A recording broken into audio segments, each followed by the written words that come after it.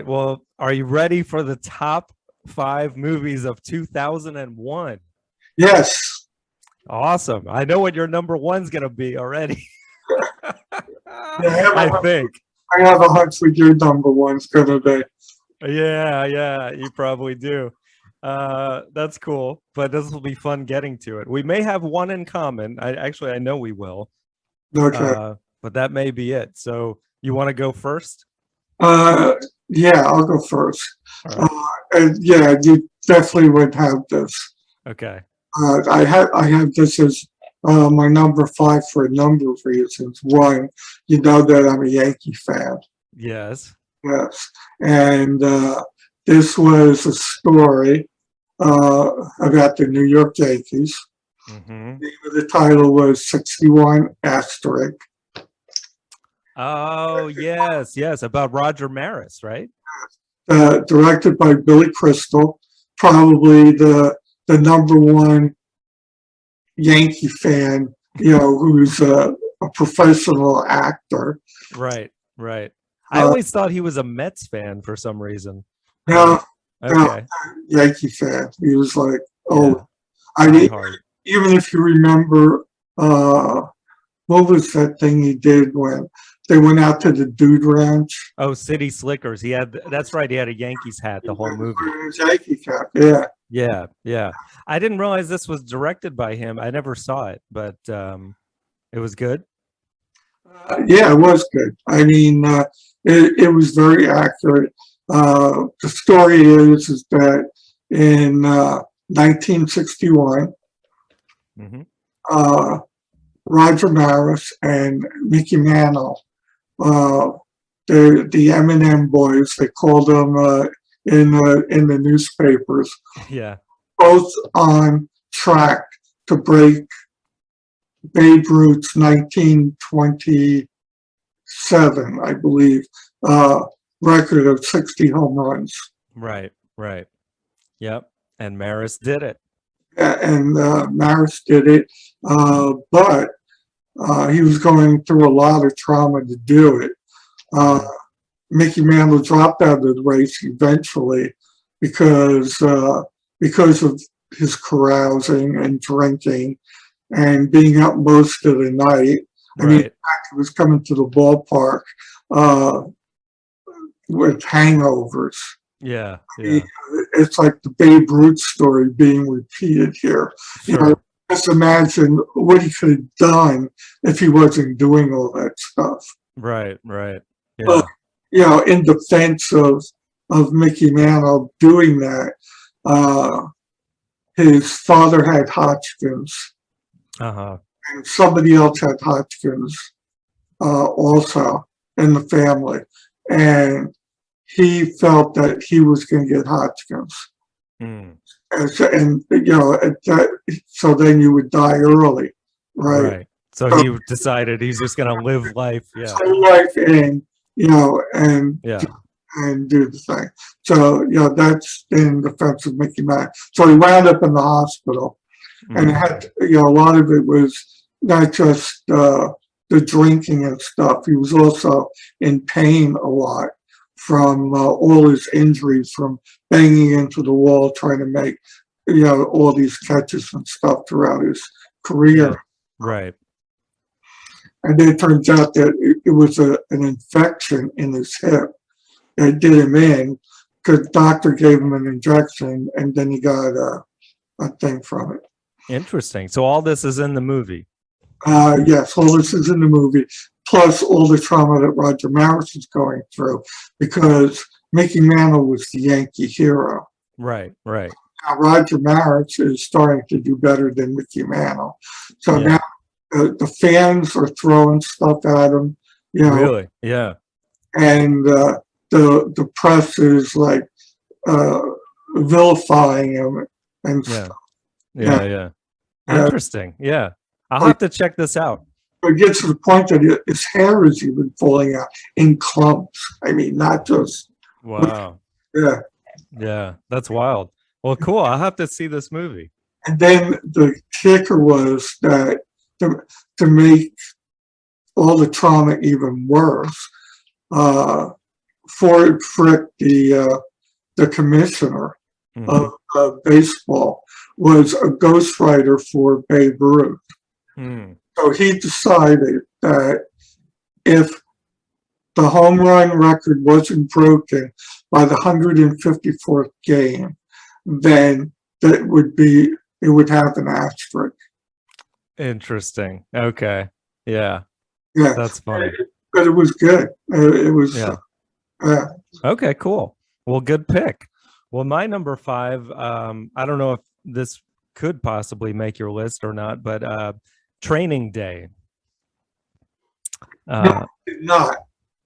yeah, Denzel Washington, which he won an Academy Award for this. It's a Uh, best actor. yes, and Ethan Hawke, who plays the new rookie cop, and he joins the team of Denzel Washington, who is a very corrupt cop.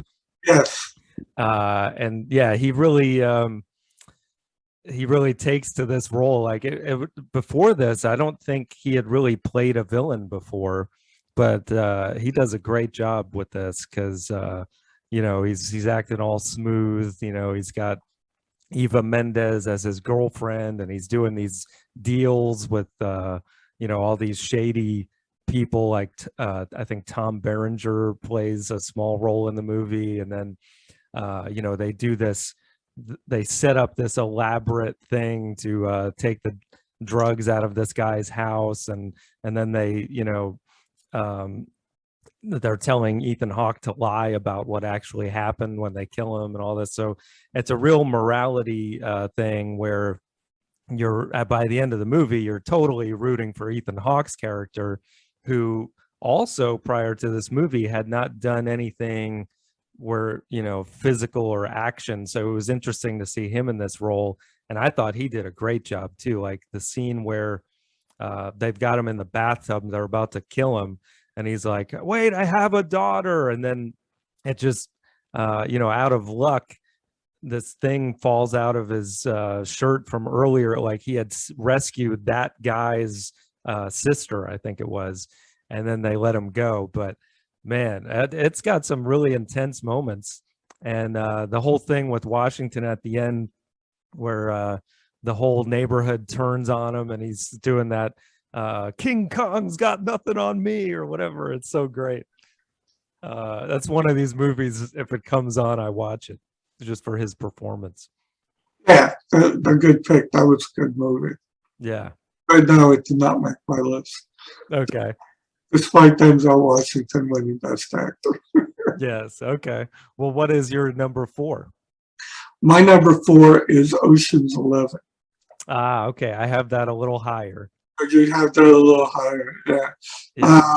I had it a little higher originally too, but then after watching it again, I changed my position on it. Okay. Yeah, but it's such a fun movie, though. Yeah, it is a fun movie. It's a little slow in the beginning, like when they're getting the team together. Yeah, they introduce each character kind of one by one. It wasn't like a big action film, Right. but it was more like how they did it.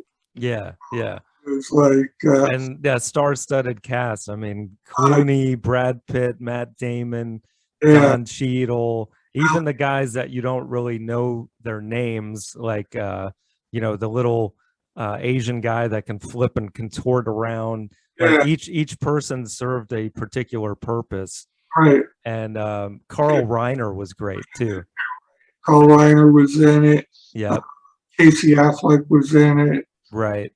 Of course, Julia Roberts plays the love interest, right. and she's with Andy Garcia, who he did a good job as kind of the bad guy in this one. Yeah, tough guy. Yeah. Get like really pissed. Yeah, exactly. But yeah, it's a great heist movie. We talked about it on our heist movie episode. Yeah, I mean, it had the twist in it too because it was, Clooney just got out of prison, and then Julia Roberts is, what's it called, Garcia's girlfriend. Right. and stuff like that. That Clooney was trying to get her back and stuff. And Yeah. then they did this thing at the end. Yeah, it was yeah, great little twist toward the end. And stylized directing by Steven Soderbergh. I think he really excels in these kind of movies that are, cool, like Out of Sight, the other Clooney mentioned that movie I mentioned Yeah. on And it did 450 million, so it wasn't like, yeah, you know, right. Huge, but it has staying power. Like that's another movie whenever it comes on, even if it's in the middle, I'll watch it. right. And it spawned, two sequels, Right. Yeah. and then a fourth, Yes. which was an all women. Yeah. Right. Which I didn't see, but you said it wasn't great, right? Yeah, it was okay. It wasn't, I don't want to demean it because it was all women, but it had a decent plot in the Yeah. movie and stuff like that. Okay. It's just Well, something you're so used to seeing, Ocean's 11, 12, and 13. right. Yeah. Uh, it's just not as good. Yeah. Yeah.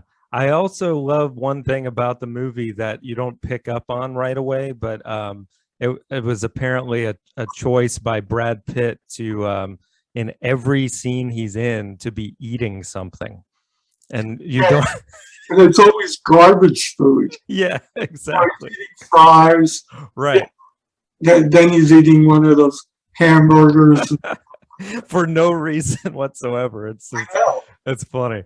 But yeah, so my number 4 is something that I guarantee will be higher on your list, and that is The Lord of the Rings, The Fellowship of the Ring.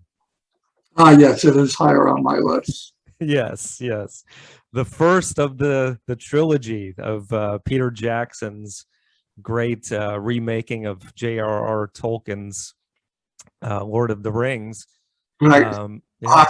Ashnaz Dorbatulak, Ashnaz Gimbatul, Ashnaz Pragatulak, Hudson Ishi, Krimpatul. Jesus Christ. To rule them all. Yeah, we got a super fan here, everybody. Whatever that meant, I think was that what was inscribed on the ring or what? One ring to rule them all, one Right. ring to find them, one ring to bring them, and in the darkness find them. Yes. So this tells the story of Frodo, and who's plays Frodo? I forget his name. But I mean, this movie is perfectly cast. Like Elijah Wood, right? Yeah, everybody. I mean, Ian McKellen as Gandalf. I can't imagine anyone else in that role. Viggo Mortensen, Yes, he's great.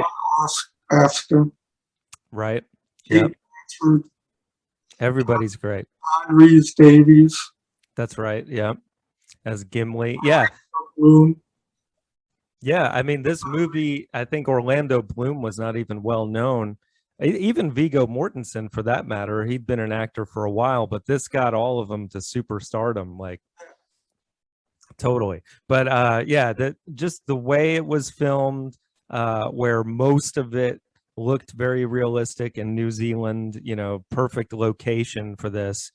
And then the CGI is so well done. I candy is just the helicopter shots. mountains and stuff. Yeah. Yeah. New Zealand is like beautiful. Yeah. Oh, yeah. I mean, yeah, this made so many people want to travel there just to see, Hobbit Town and stuff. But 4 Academy Awards, right. $880 million. Yeah. Yeah. And this, I'm going to go ahead and say it. Who cares? This is my favorite of the trilogy, actually, because what I love about this movie, kind of like Ocean's 11, actually, is the way the characters are introduced. I always loved the way, especially Aragorn, where they meet him in the bar, and the Nazgul are after them, and that whole thing, that whole sequence, I think is so cool. And I think, based on the movie being what extended cut wise over 10 hours between the three movies, it Yeah, starts to drag on to me. And then by the last one, they're saying goodbye to each character for far too long. but, but yeah, I like Fellowship of the Ring quite a bit. yeah. I mean, Jack's did a good job. It basically does follow the story. Yeah. Uh, the beginning of the movie, uh, he puts in that's really not in the Fellowship of the movie. When they they they don't kill Sauron, but he goes off into his spirit form. Right. Off the ring finger, and Isildur, doesn't want to destroy it. He keeps it. Yeah, they got to give a little bit of background story. Yeah. So that occurred in the Second Age. Hmm. Story of the Lord of the Rings is in the Third Age. So when Sauron goes into his little, spirit form, that ends the Second Age, and that's when the Third Age begins. Yeah, but the narration in the front of the movie is also so well done by Cate Blanchett. It's like it really sucks you into the story about the ring and everything. And Yeah, yeah. Those are stories that come before, and they're like in the Silmarillion, which yeah. is like the book with the creation, the Mhm. first age and the second age. Yeah, and it's really it seems like a simple story on paper, and it kind of, at its heart, it kind of is. But what I love about it is, and similar to The Hobbit, that an unlikely hero emerges in the form of a hobbit. Like he's the one who can deal with the ring, Right. where man gets easily tempted by it. Yeah, yeah. So yeah. The smallest character in the Mhm. movie, which was another cool thing about this movie was that they actually adjusted the sizes of the characters. Oh yeah, right. When Thomas Davies was playing the dwarf, he Yeah. was middle size. Yeah, Right. Yeah. and then the hobbits were like smaller. Yeah, exactly. Yeah, Yeah, and I mean, man, they couldn't have made this movie the way they did without, this is one of those, I would say, handful of movies where the CGI really makes the movie. I mean, like the war scenes and stuff, they couldn't have done it otherwise. that's cool. Yeah, Yeah, right. Yeah, and so well done. I know. So Yeah, which is why it's higher up on my list. yeah, I know. So what's your number three? Um,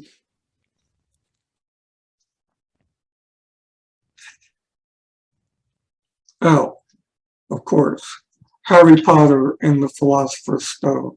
Ah, okay. All right. So we're getting into Lord of the Rings / Harry Potter territory for a while here.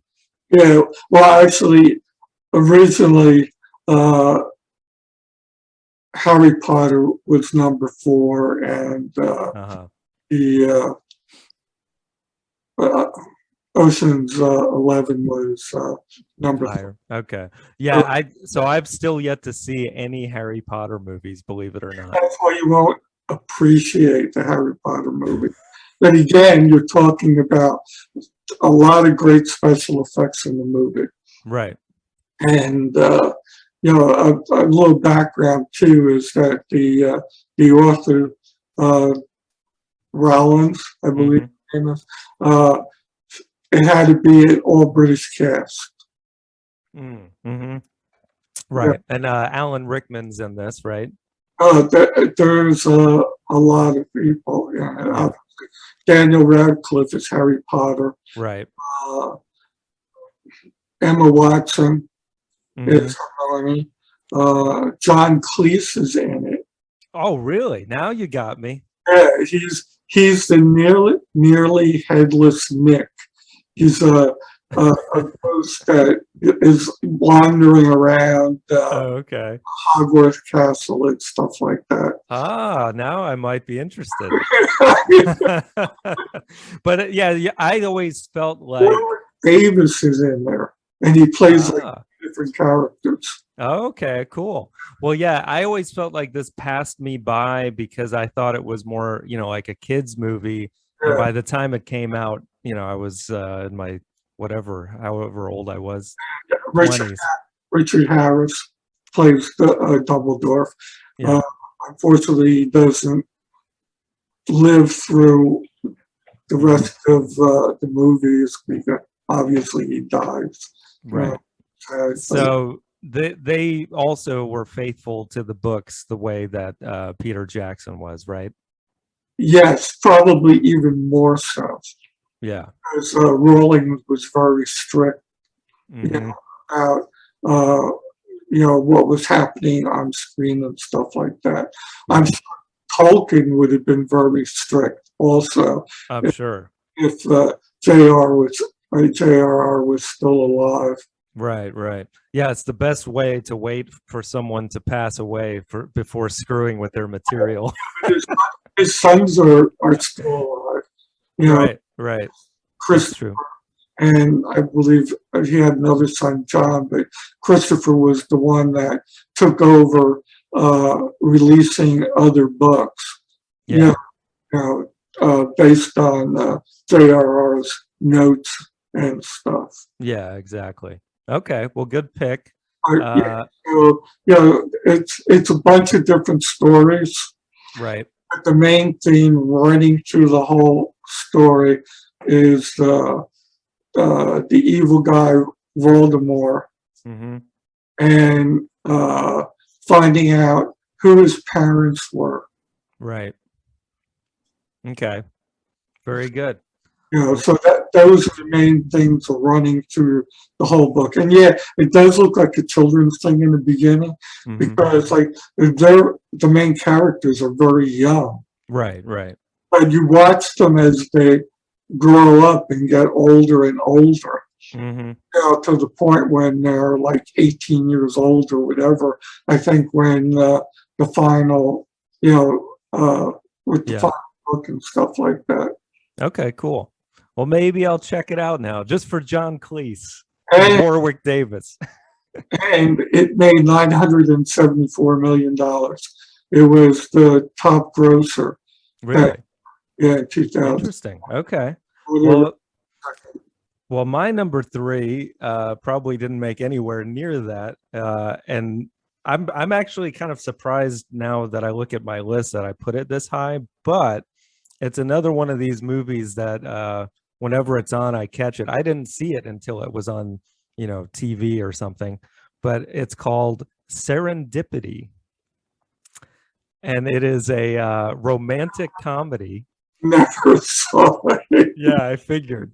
I had never heard of it when it came out, but it's a John Cusack movie where he uh, he plays the romantic lead against Kate Beckinsale, and it's just one of these really cute movies that romantic comedies don't usually catch me, but this one, for some whatever reason, I thought it was cute how the whole idea of the movie is Unless it this. was directed by Woody Allen.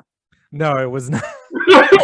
I'm not sure who directed it actually, but he plays this guy who they meet on this fateful evening in New York City, and then Kate Beckinsale plays this person who's just really into the idea of fate, and so they meet by buying this one mitten or something, and then she says, well, if it's fate, then we'll meet again. So then they go up on this elevator, and they're supposed to both pick the same floor, and of course that doesn't work out. So then he never sees her again, but years later he's about to get married to this other girl. It's a very kind of cliche romantic comedy where, you know, the guy's about to marry somebody else, but he can't get this other girl out of his mind. And the whole movie is him trying to find her again. And but it's a cute movie. I think you would actually like it because you get sucked into the romantic comedies now and again. Well, only because the wife likes watching them. I Right. try to avoid them as much as possible. Yes. Same here. But yeah, I think And Barbara would like it. I do have like, you know, some like really good favorites, like, Right.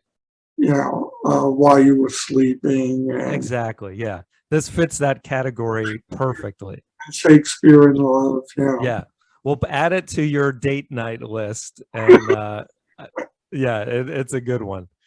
Jeremy Piven plays a side character. There's a bunch of other people that pop up that are really funny too, like Eugene Levy and I forget the girl's name from Saturday Night Live, but yeah, it's a good one. So, what is your number two? My number two is A Beautiful Mind. Ah, okay. Yeah, did not make my list, but yeah, won all the awards. Winner of 4 Academy Awards. Yep. Best Picture, Best Supporting Actress, Jennifer Connelly. Yep. Best Director, Ron Howard. Russell Crowe. No, Russell Crowe did not get it because who stole it? Denzel. Yes. Washington, yes. Yeah. Despite the fact that this is like the perfect Academy Award you Yeah. know, thing because he's playing somebody that has a Yeah. real severe illness. And even though I'm not a big Russell Crowe fan, I gotta say he was pretty amazing in this. Yeah. I mean, you know, all the like the tics that he had, Right. you know, and I mean, he had schizophrenia. Right. You know, he had a couple of people that he always saw and was basically like controlling his life. You know, Yeah. and he was married to Jennifer Connelly, Yeah. actress. Right. But the thing was is that he went against having the medication after he was on it for a while. He Mhm. just didn't. He just couldn't do anything anymore. Right. So he went off it, and even though he still saw those 3 characters, and they were trying to influence his life, he was able to control that. Right. Right. You know, he went back to teaching. He winds up winning the Nobel Peace Prize. Yeah. Yep. Yeah, cool story. I mean, definitely Academy Award bait movie. Yeah. And it's just one that I feel like if you've seen it once, it's enough because it's really kind of a sad story. But Well, actually not, because like the end, well, yeah. and then you know he gets the recognition when you know with he's sitting in the cafeteria or the lounge, whatever it was, Sure. and then he comes up and they put their pen on the table. Yeah, right. Final Yeah. recognition that his peers, you know, Yeah. finally Yeah, that was cool. Yeah. yeah. So it was uplifting at the end. I mean, it got sad like in the middle when he was diagnosed and he was on the pills and stuff. Right, right. Yeah, well, A good comeback story. yeah, for sure. That's true. Well, my number two was Ocean's 11. So there you have it. I know your number one is obviously Lord of the Rings, Fellowship of the Ring. Right. So this now, I think you can guess. Adam is not. Yeah. Wes Anderson, baby, strikes again. I just watched it. You did? Yes, I did. Along with Barbara and Oh, with Kenny. and probably all three of you were like, what the hell? The movie was horrible. I do not get Wes Craven at all. Nobody. Not Wes Craven, as Wes Anderson. Oh, Wes Anderson, whatever. Wes something. Wait. Who would you rank worse, Wes Anderson or Woody Allen? Wes Anderson. Nice. All right.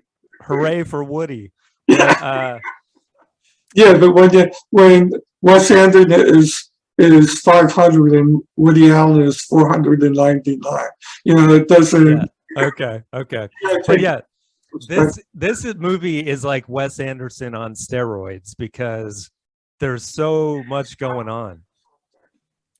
What? He was definitely on something. Yeah. But yeah, I mean, as far as the cast goes, it's everybody's in this. Ben Stiller, Owen Wilson. I think that it was a good movie. Kenny saw who was in it and he goes, "Oh, I gotta see that movie. I gotta watch that movie." I think Kenny's going, What does this movie even mean?" Yeah, My words. Those are Kenny's words. Yeah, if you're gonna look for any sort of meaning in a Wes Anderson movie, it's gonna be hard to find unless there's always some kind of like estranged father thing going on in all the movies. This is the story of Royal Tenenbaum's life from when he gets his divorce to when he dies. Right. And it's Gene Hackman in one of his last movie roles, actually. Obviously, nobody would hire him after this. No, man, he was great. I especially love the scene where he's with Danny Glover, who plays the new romantic interest of his ex-wife, Right. Angelica Houston. And he does this little passive aggressive thing where he calls him Coltrane, which is a way of being like racist without being racist. And he's like, "Did you just call me Coltrane?" And he goes, "No, but if I did, you wouldn't be able to do anything about it." It's the little things with the Wes Anderson movies, like when he introduces his daughter as what does he call her? My adopted daughter from another marriage. Like it's all these little passive aggressive things. Introduced as my adopted daughter. Right. Yes. Gwyneth Paltrow. Yeah, my son, and my other son, and this is my adopted daughter. Right. And then they all play these child prodigies who Ben Stiller made like these mice that were infused with Dalmatian, so they had spots or something. And then he running around all through the movie. Yeah, and they always wear these red tracksuits, him and his kids. And then Luke Wilson. No matter what. When he was in a tuxedo, they were in a tuxedo. See, you remember everything. This is great. I told you I saw the movie. And still hate it. My favorite element is Pagoda, the guy that is sticks with him through thick and thin, but yet he stabs him every so often because he's pissed off. He stabs him, but then he nurses him back to health every time. It's so great, man. And then Alec Baldwin is the narrator of the movie, and there's some messed up stuff, like the whole thing with Luke Wilson is in love with his half sister, essentially, or adopted daughter. Yeah, it's not my favorite Wes Anderson movie, but I enjoy it whenever it's on. So just for if you get him, you love it. If you don't, you hate it. That's essentially the consensus. You're right. So far, 3 people that I know hate him. Yes. I wouldn't even watch the end of the movie. Well, I apologize if this one ruined you, because there's other movies by him that I do think you would actually like, but you may be just off of him at this point for life. And then when Hackman dies at the end, and they had the funeral, his headstone says what? Uh, That he died saving his family in a sinking ship. right, right. Oh, I forgot to even mention Bill Murray, who's just a side character. His whole thing where he's it's like he's the Ghostbusters character, but he's like this guy who his wife is cheating on him, and he's just trying to teach this young kid Dudley, who he thinks is this really smart kid, but he's not. And yeah, it's great, man. He plays Raleigh St. Clair. I love it. Anyhow, that was my number one. so, so obviously our combined number one will be Lord of the Rings. You'll be happy about that. Yes. I think since I think Ocean's 11 will have to be number 3 because it was my 2 and your 4. I think what you should do with the Royal Tenenbaums is find out what the Letterboxd. yes number is, and then compare it to all the other ones that goes on the list. Uh-huh. I bet you the rating is not bad. Okay. Let's see. It is a 4.0. Is it really? Yeah. See? Universal acclaim for Wes Anderson. All right. So it's number 2 as Royal Tenenbaums, and then Ocean's 11 at 3. So then we got to put your number 2, A Beautiful Mind, next at 4. And then, so wait, let me go back to mine here. Oh, okay. So now it's my 3 versus your 3 for the 5 spot. Serendipity or Harry Potter, which I'm sure Harry Potter is higher. Which one is this? Sorcerer's Stone?